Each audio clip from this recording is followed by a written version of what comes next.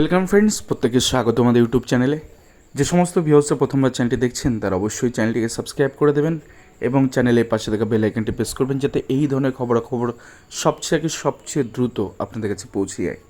তো আজকে যে বিষয় নিয়ে কথা বলবো সেটা হচ্ছে আগামীকাল প্রাথমিক নিয়োগে জেনারেল প্রার্থীদের কিন্তু ভাগ্য নির্ধারণ হতে চলেছে।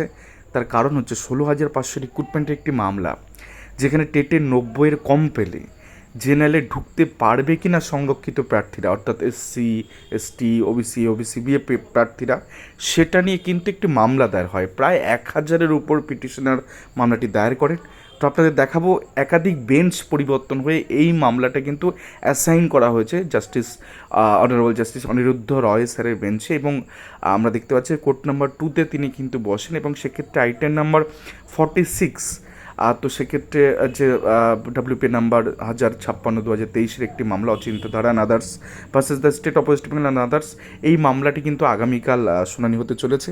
তো সেক্ষেত্রে এই মামলায়, কারণ প্রাথমিক শিক্ষা পর্ষদ 2016 নিয়োগের ক্ষেত্রে একরকম রুল ফলো করেছে, যদিও সব নিয়োগগুলোই কিন্তু 2016 পিটিআর যে রুলস রয়েছে সেই রুল মোতাবেকই নেওয়ার কথা, বাট 16তে একরকম, মানে 42,949 একরকম পন্থা অবলম্বন করেছে, 16,500 ক্ষেত্রে এবং 11,765 ক্ষেত্রে আর একরকম পন্থা অবলম্বন করেছে।